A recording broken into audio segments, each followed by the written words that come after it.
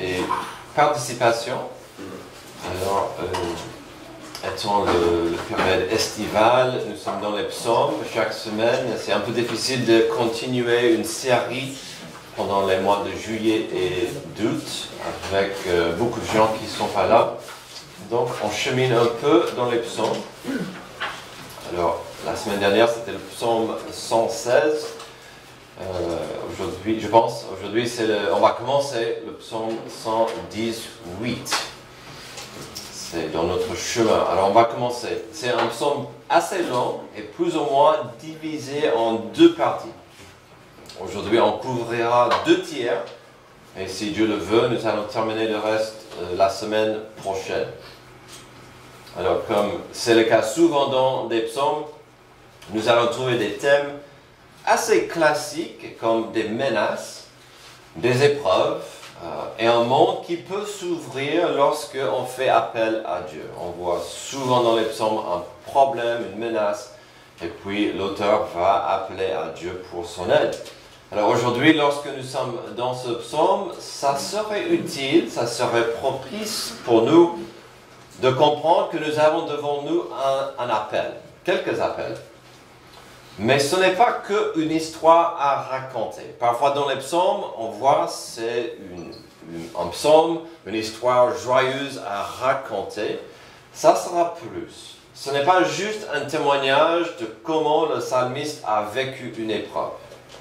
Non, il veut que des gens soient inspirés à l'action. Il veut que nous soyons inspirés. Mais à quoi? Inspirés à quoi? Alors cette notion de raconter pour inspirer m'a fait penser du film 300 de Zack Snyder. 300 est un peplum américain tiré du roman graphique 300 de Frank Miller et Lynn Varley. Le film donne une vision fantastique de la bataille de Thermopyles. Ah, merci. En 480. Le roi de Sparte, Léonidas, va essayer l'impossible afin de sauver sa nation contre les armées formidables de la Perse, une force 1000 fois plus grande que ses 300 guerriers. Pendant plusieurs moments clés du film, il y a un narrateur qui raconte des détails clés à saisir. Et pendant le film, on ne se rend pas compte, mais qui est cette voix? Pourquoi? On comprend le pourquoi, mais qui est cette voix? Qui est cette personne qui explique, qui raconte, qui semble de savoir chaque détail capital? Alors, sans trop spoiler le film, 299 hommes vont perdre la vie sur le champ de bataille. Alors, c'est même pas un spoiler parce que c'est la vraie histoire grecque. Pourquoi 299? Car avant la dernière bataille héroïque mais tragique des Spartiates, Léonidas, conscient que son destin est désormais scellé, envoie Délios, un de ses guerriers, à Sparte, avec l'ordre de narrer l'histoire du sacrifice de ses camarades. Délios conclut son récit devant une armée de Spartiates, expliquant comment cette résistance valeureuse a brisé la morale de l'armée perse. Il raconte que malgré ce qui semble être une tâche impossible, la Grèce unie et ensemble pouvait en effet repousser et gagner contre un ennemi qui semblait être imbattable. Aujourd'hui, notre psaume sera plus qu'un témoignage de la puissance de Dieu, il sera un appel à l'action. Ça sera, oui, un témoignage. Dieu était merveilleux, Dieu était à l'œuvre, mais voici ce que nous devons faire ensuite. Alors si on veut faire une différence dans ce monde, quelles actions sont importantes pour nous dans ce monde sombre? Voulez-vous avancer plus dans votre vie en dépit de ce monde brisé? Il existe des appels qui nous sont disponibles afin d'avancer la lumière de Dieu dans cette obscurité. On va voir quelques idées dans cette première partie de ce psaume. Quels appels pourraient faire une vraie différence dans ce monde? Dans votre vie, mais aussi dans des vies d'autrui. Et puis ça, c'est souvent quelque chose qu'on parle souvent de ça ici. Oui, Dieu veut m'aider, mais est-ce que je peux être une bénédiction pour mon prochain? avec ça. Donc d'abord, on verra un appel à la reconnaissance. Alors, j'espère que vous avez chanté nos derniers chants avec un appel de reconnaissance. C'est une de plusieurs raisons pourquoi on chante. C'est pour chanter des louanges à Dieu, pour exprimer notre reconnaissance. Et dans les 4 premiers versets, on voit un appel à la reconnaissance. Louez l'Éternel, car il est bon. Oui, sa bonté dure éternellement. Que Israël le dise. Oui, sa bonté dure éternellement.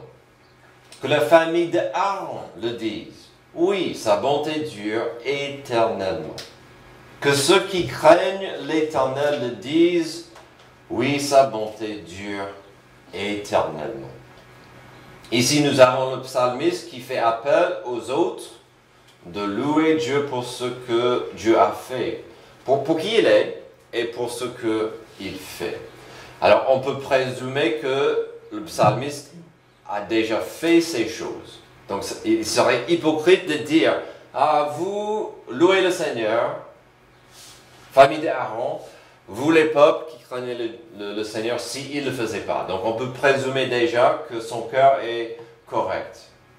Il veut montrer de la reconnaissance pour la bonté de Dieu. Ce mot bonté est utilisé souvent dans l'Ancien Testament et il est riche. Il veut dire la bonté enrobée dans l'amour. C'était un mot-clé dans la cérémonie, dans mon message, dans le mariage de Coralie et Mathis l'an dernier. J'ai beaucoup prêché sur ce mot bonté, car il veut dire la bonté, mais enrobée, complètement enrobée de l'amour. Donc c'est pas juste l'amour, c'est pas juste la bonté, c'est l'amour et la bonté.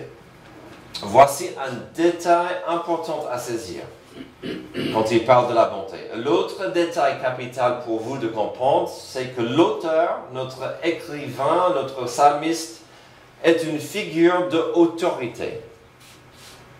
Beaucoup de théologiens voient ce psaume comme une marche, un défilé, avec un roi qui mène des gens vers le temple. Beaucoup de gens présument que c'était le roi David qui l'a écrit, mais beaucoup de gens voient un défilé. C'est pourquoi j'ai choisi cette image-là, avec un roi qui mène des gens, et on verra la semaine prochaine, il les mène au temple. Il les mène quelque part, ce n'est pas juste dans les rues comme ci, comme ça. Il y a un but. Donc, c'est un roi, probablement, qui mène le peuple. Et donc, il fait cet appel à plusieurs. Étant dans une position d'autorité et d'influence, ce psaume a une valeur et du poids un peu différent que certains. Car l'auteur tient fort à ce qu'il trouve et sa responsabilité. Quelle est sa responsabilité en tant que, on va dire que c'est le roi. En tant que roi, il a la responsabilité déjà de marcher avec Dieu sous son propre toit. De marcher avec Dieu, avec sa femme, ou dans ce cas ses femmes, sa famille, ses enfants, dans son palais. Puis de faire la même chose à l'extérieur, quand il gère le peuple. Donc il a beaucoup de responsabilités. Une des responsabilités fortes pour le roi, c'était de marcher avec Dieu. Et on voit dans l'Ancien Testament beaucoup de rois n'ont pas suivi Dieu, et donc ils n'ont pas mené le peuple à Dieu. Et donc le peuple suivait les idoles. Au verset 1, il commence avec une proclamation globale et forte. Louez l'Éternel car il est bon, oui, sa bonté dure éternellement. Il ne donne pas un groupe précis. Il dit ça globalement. Que tout le monde sache que Dieu est bon, que tout le monde comprenne que sa bonté dure éternellement. Et donc ça commence assez globalement. Au verset 2, il va préciser son désir national, que Israël le dise, oui, sa bonté dure éternellement. Ce qu'il annonce, c'est pour son peuple. Son peuple, Israël, qui existait grâce à la miséricorde et la fidélité de Dieu et ses promesses. Dieu a choisi Abraham, il a fait des promesses à Abraham que Abraham et sa famille allaient bénir une multitude impossible à compter. Et donc, et au fur et à mesure, Dieu a fait des promesses à Abraham, Isaac, Jacob, et puis bien sûr, les tribus. Et Dieu a promis aux tribus d'être une bénédiction, il a fait des promesses incroyables.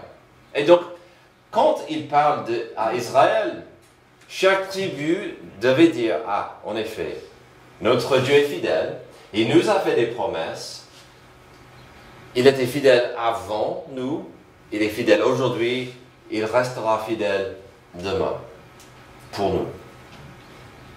Au verset 3, il fera un appel aux leaders religieux. C'était que la famille d'Aaron le dise, oui, sa bonté dure éternellement. Pour moi, c'est l'appel la plus fascinant. Il commence globalement, il parle à la nation, et puis il dit à Aaron, des prêtres, des lévites, les leaders religieux, il faut que vous fassiez cet appel, ces rappels de la bonté éternelle, l'amour de Dieu. Car un roi peut faire certains appels à une nation, mais s'il n'est pas suivi par les leaders religieux, il aura du mal. Les leaders religieux pourraient faire appel à Dieu, mais si le roi n'est pas fidèle à Dieu, ils auraient du mal. Et là, il nous faut cette harmonie entre nous. Il faut que vous, les fils d'Aaron, fassiez vos responsabilités. Et donc, parfois, on est rappelé qu'un président n'est pas la même chose qu'un pasteur. Des prédicateurs ne sont pas les mêmes qu'un maire d'une ville. Et donc, si les deux peuvent agir ensemble, c'est pas mal. Mais ici, il dit, il faut que nous soyons sur le même onde. Il faut que nous ayons le même message. Et donc, il fait un bon rappel. Vous les leaders, soyez forts, soyez unis, proclamez l'amour de Dieu. Au verset 4, c'est comme s'il veut boucler la boucle du verset 1. Qu'est-ce qu'il a dit au verset 4? Que ceux qui craignent l'Éternel le disent. Oui, sa bonté dure éternellement. Le verset 1, qui était un appel plutôt global, il revient pour dire à tous ceux qui comprennent et qui ont goûté la bonté de Dieu, soyez reconnaissants avec vos attitudes et vos cœurs, puis forcément une telle position va affecter vos bouches. Mais j'espère que vous comprenez, le verset 1 et l'appel au verset 4, ce ne sont pas les mêmes appels. Le verset 1, c'était un appel global, et ça pourrait être un rappel ou un réveil pour des gens. Ah oui, forcément, je suis censé louer l'Éternel et sa bonté.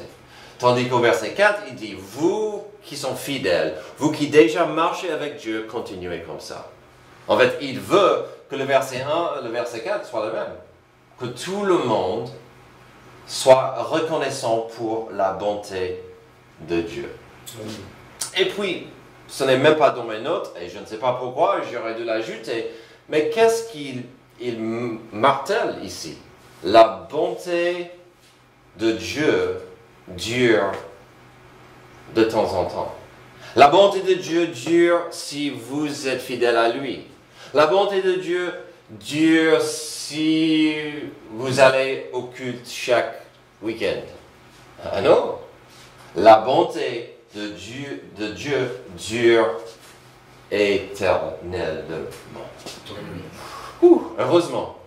Heureusement, la bonté de Dieu ne dépend pas sur ma fidélité. La bonté de Dieu ne dépend pas sur un bâtiment magnifique qui appartient à l'Église biblique baptiste. La bonté de Dieu dure. Oh, j'ai du mal avec ces deux. La bonté de Dieu dure éternellement. Quel magnifique rappel. Alors, ce n'est pas mal comme début. Une de nos raisons d'être capitales, c'est de louer et d'adorer Dieu. Une façon simple de faire cela, c'est de commencer avec des sources de reconnaissance. Mardi soir, chez nous, à la réunion de prière, Lydie nous a rappelé de la cantique magnifique de compter les bienfaits de Dieu. Et combien ça nous fait de bien de faire une liste. Ce n'est pas de la magie, ce n'est pas une formule magie. Mais si vous êtes un peu découragé, déprimé, la vie est dure, commencez à faire une liste des choses pour lesquelles vous êtes reconnaissant. Et ici, on a que la bonté de Dieu dure éternellement. Alors, quels appels pourraient faire une vraie différence dans ce monde? D'abord, un appel à la reconnaissance. Avançons maintenant à la suite. Un appel à l'assistance. On va voir un appel à Dieu. Je vous ai promis, parfois il y a des épreuves, des problèmes, il faut appeler à Dieu. Comme dans pas mal de psaumes, nous verrons encore des raisons pour lesquelles notre auteur est reconnaissant. Il a commencé avec la joie, maintenant il va rembobiner un peu pour dire, en fait, j'ai dû appeler à Dieu pour son appel. On verra ce thème qui revient souvent dans ces pages, c'est-à-dire l'appel primordial au secours. Donc au verset 5 à 13, ça sera la notion grande du besoin d'une intervention de Dieu, suivie par plus de détails sur la délivrance elle-même que Dieu a envoyée. Déjà, il ne faut pas rater un détail important au verset 6. Cette épreuve, ce trou profond, cette menace n'était pas pour notre psalmiste une punition de Dieu. Il est capital de comprendre cela dans ce passage. Et il va éclaircir ça assez vite. Et ça aide. Parfois dans des épreuves, parfois quand la vie va mal, il est important de savoir, est-ce que c'est un châtiment? Est-ce que c'est une punition? Est-ce que Dieu saisit mon attention parce que je ne marche pas avec lui? Ou est-ce que c'est une épreuve pour fortifier ma foi? Ici, on va voir que pour l'instant, il est dans les voies du Seigneur. Verset 5. Du fond de la détresse, j'ai fait appel à l'Éternel. L'Éternel m'a répondu. Il m'a délivré. L'Éternel est pour moi. Je n'ai peur de rien. Que peuvent me faire des hommes? L'Éternel est mon secours et je regarde mes ennemis en face. C'est fort comme déclaration, mais pourquoi pas?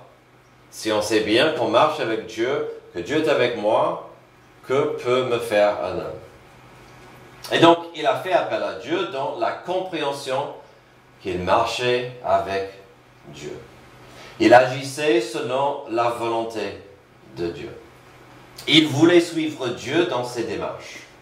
C'est pourquoi il peut dire avec tellement d'assurance des phrases liées à son appel pour l'assistance de Dieu face à l'homme, l'ennemi.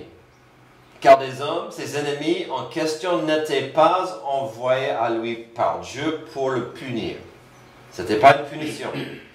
Alors, je vous ai dit que le verset 6 est important à saisir. Voyons ce qu'il a à nous dire. Verset 6. Si Dieu est pour moi, qu'aurais-je à craindre vis-à-vis des gens? Il y a quelques semaines, je parlais avec les ados dans ma classe. Je disais, les proverbes parlent énormément d'une vie bénie par Dieu si on marche dans sa sagesse, tandis qu'une vie qui est vie contre la volonté de Dieu, vous risquez d'avoir une vie compliquée. Ce n'est pas une formule magique, mais si vous suivez la volonté de Dieu, vous n'aurez pas à craindre les autorités. Vous n'aurez pas à craindre une cellule dans une prison. Ici, il n'a pas peur des gens parce que Dieu est avec lui. Alors, mes amis, la parole de Dieu est magnifique, elle est puissante. Notre petit passage m'a tout de suite rappelé de deux versets dans le Nouveau Testament. Romains 8, 28. Du reste, nous savons que tout contribue au bien de ceux qui aiment Dieu, de ceux qui sont appelés conformément à son plan. Alors, souvent ce verset est cité, souvent on appuie sur ce verset, Parfois, on oublie que ce verset, dans son contexte correct, parle des épreuves dans nos vies qui vont surgir sur nous.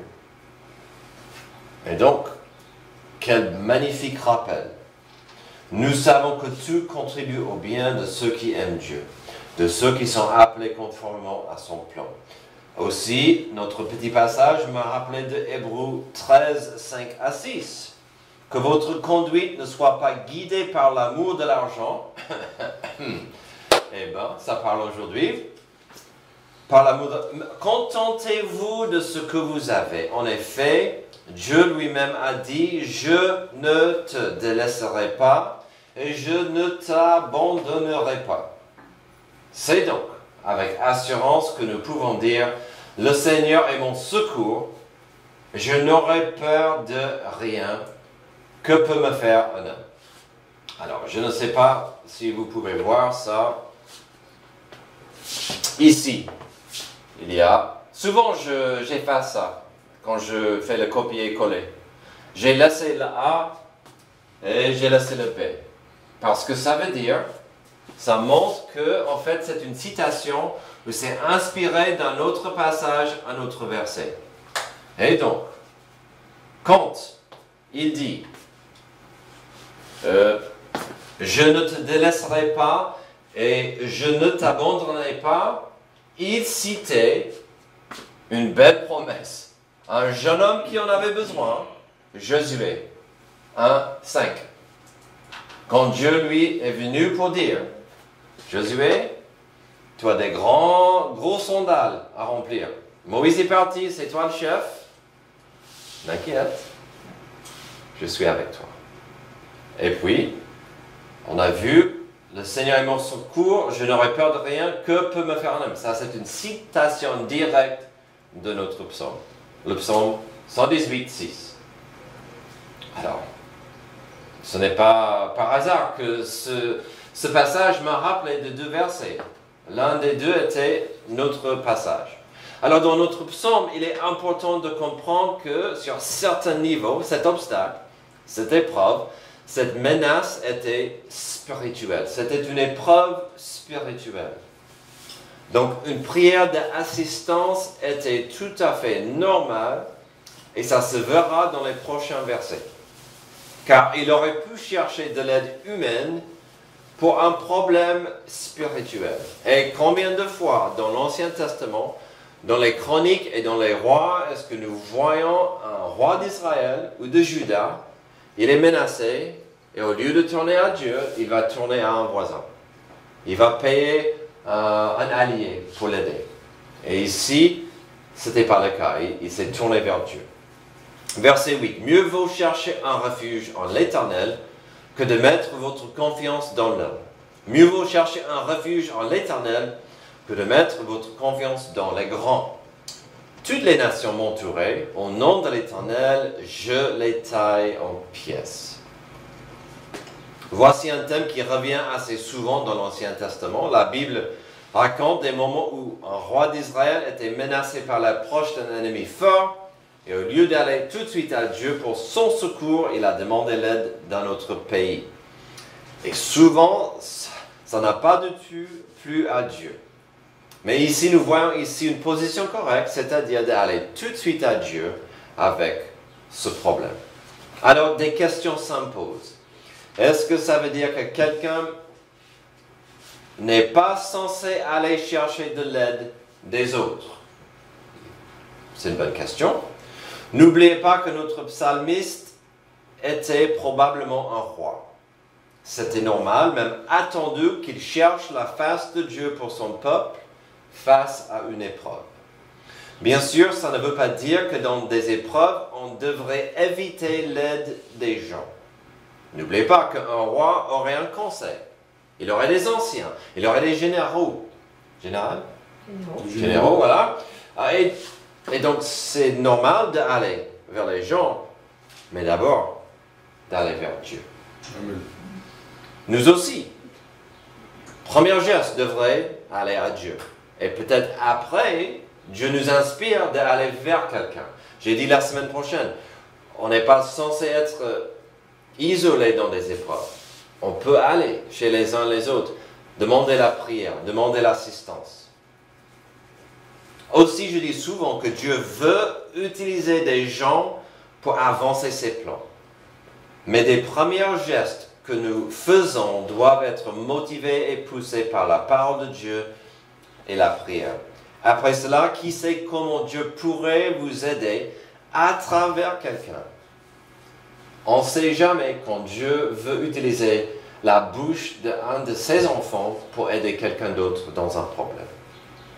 Au verset 11 et 13, il va vérifier combien par la miséricorde et la grâce de Dieu il a survécu cette menace. J'ai dit survécu. Survivre n'est même pas le bon mot ici, car nous trouverons une victoire totale de la part de son Sauveur contre les nations. Ces nations, verset 11, elles m'entouraient, m'encerclaient. Au nom de l'Éternel, je les taille en pièces. Elles m'entouraient comme des abeilles. Elles s'éteignent comme un feu de ronce. Au nom de l'Éternel, je les taille en pièces. Tout me bousculait pour me faire tomber, mais l'Éternel m'a secouru. Et donc, il a fait appel à Dieu et voilà le résultat.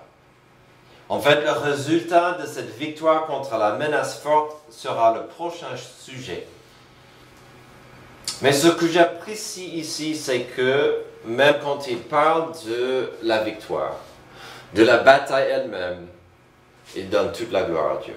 Il n'a pas dit c'était mon bras fort qui a gagné, c'était mon armée formidable qui a gagné.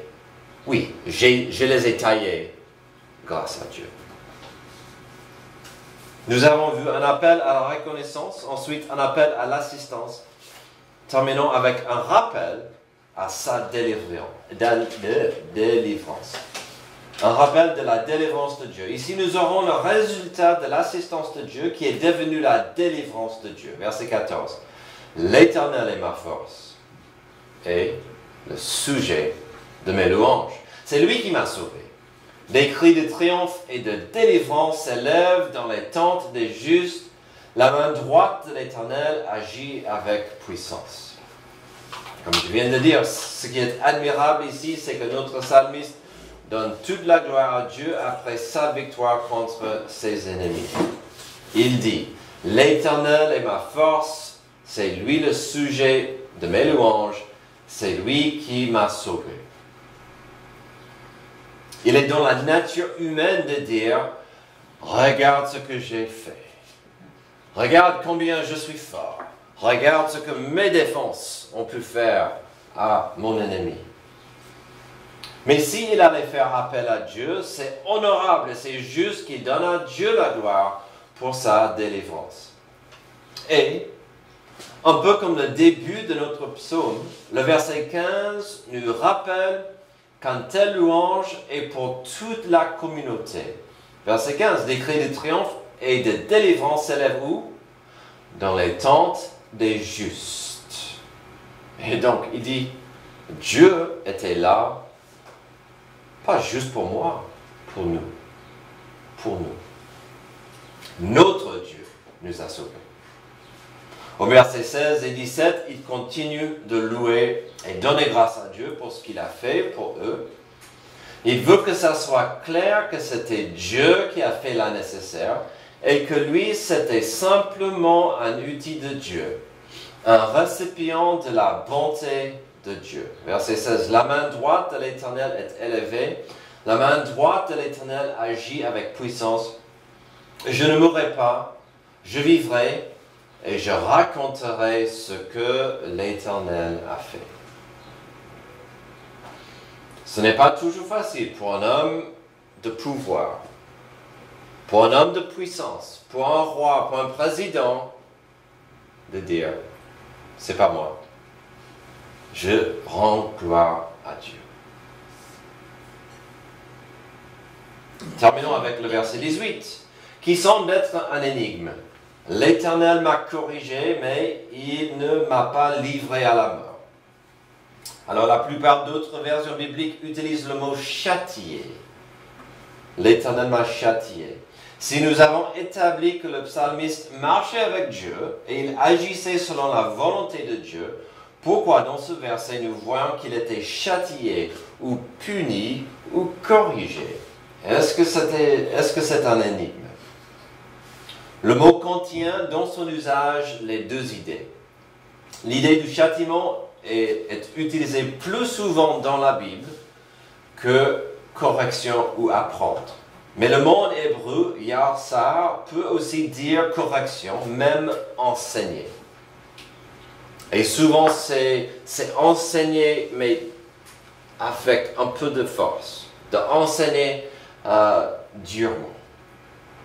Voyons le contexte du psaume entier, je trouve que l'idée de corriger ou enseigner une leçon difficile, c'est la meilleure façon de comprendre la phrase. Puis le contexte global, c'est une épreuve difficile qui nécessitait la main puissante et miraculeuse de Dieu. Il faut comprendre que le psalmiste n'a jamais dit que l'épreuve était facile, ni qu'il n'a pas souffert pendant cette affliction. Il serait facile, sans le verset 18, il serait facile de dire, oui, j'avais une épreuve, j'ai donné l'épreuve à Dieu, Dieu a fait le nécessaire. Fastoche, pas de problème. Le verset 18 nous dit quand même qu'il a un peu souffert. On n'est pas forcément épargné des épreuves, mais nous avons la grâce de Dieu qui nous aide. Et puis on doit revenir au début. La bonté de l'Éternel dure éternellement. Et c'est quoi la bonté? C'est la bonté enrobée de l'amour. Et donc, qu'est-ce qu'il dit? Oui, j'ai souffert un peu. Dieu m'a enseigné. Mais est-ce que je suis mort? Est-ce qu'à la fin, je suis mort ou est-ce qu'à la fin, je peux louer l'Éternel? Et c'est là la beauté du verset 18. Le verset 18 est quasiment une déclaration du roi que sans une soumission complète à Dieu, la mort l'aurait pris face à cette menace. Mais selon le mot qu'il a utilisé, Dieu lui a corrigé, enseigné, façonné. Et parfois, la main de Dieu, quand ça nous façonne, ça fait du mal. C'est tout à fait normal pas si quand Dieu le fait dans l'amour. Aujourd'hui, nous avons étudié ce que l'auteur a vécu avec Dieu à ses côtés face à une épreuve très difficile. Étant probablement le roi du peuple, il avait pas mal de responsabilités. D'abord, de marcher avec Dieu sous son propre toit. Alors, les parents, votre responsabilité commence sous vos toits. Marchez avec Dieu sous votre toit et puis continuez de marcher avec Dieu quand vous quittez chez vous.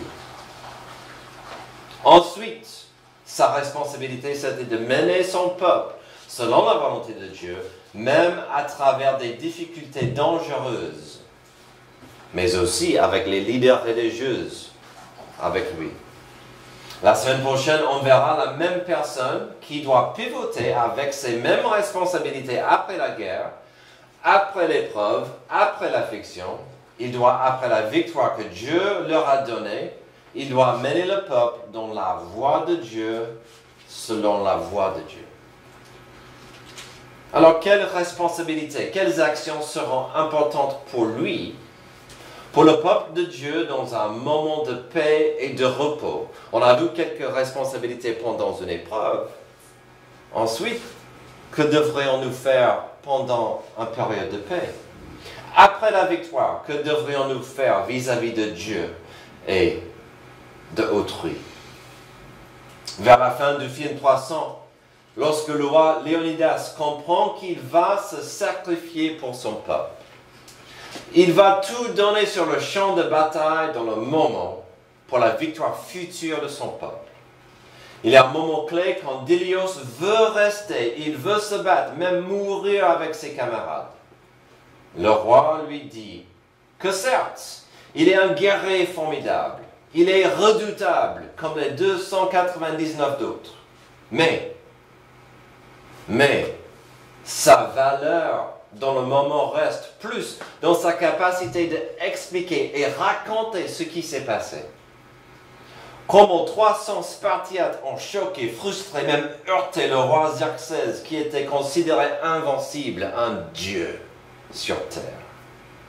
La valeur de Délios, c'était de rentrer et inspirer d'autres gens afin de les unifier pour le combat ou des combats à venir. Ce que nous avons vu dans les 18 premiers versets était un peu comme cela. Oui, nous avons vu un récit de combien le roi avait une menace dévastatrice devant lui. On a compris combien le peuple avait besoin de Dieu et sa main puissante. Mais tout cela serait gâché si on ne pouvait pas raconter, expliquer et partager la victoire de Dieu pour d'autres gens qui n'étaient pas là, afin que d'autres acceptent de suivre l'Éternel. Et c'est là où on se trouve avec notre but. Ce n'est pas assez de faire, mais on doit former des disciples de Dieu. Et ça dure toute une vie. Pouvons-nous accepter ce rôle? Pouvons-nous déjà mettre notre confiance en Dieu face aux épreuves d'aujourd'hui? Mais après, pouvons-nous partager cette grâce autour de nous? Comme les paroles de la chanson Amazing Grace, grâce infinie, expriment si efficacement: j'étais perdu, mais je suis retrouvé. J'étais aveugle, maintenant je vois. Si Dieu a guéri votre aveuglement, soyez prêts à partager cette lumière avec d'autres. Prions. Merci Père Céleste pour ce passage qui nous rappelle que oui, nous aurons des épreuves, oui, nous aurons des difficultés, mais nous devons toujours garder notre vision sur ta bonté, qui dure éternellement. Et puis nous devons partager cette bonté autour de nous. Combien tu es grand, combien tu es puissante, combien tu nous aimes. Merci pour l'amour que tu as envoyé à la croix. Merci pour Jésus, pour cette victoire. C'est dans son nom que je prie. Amen.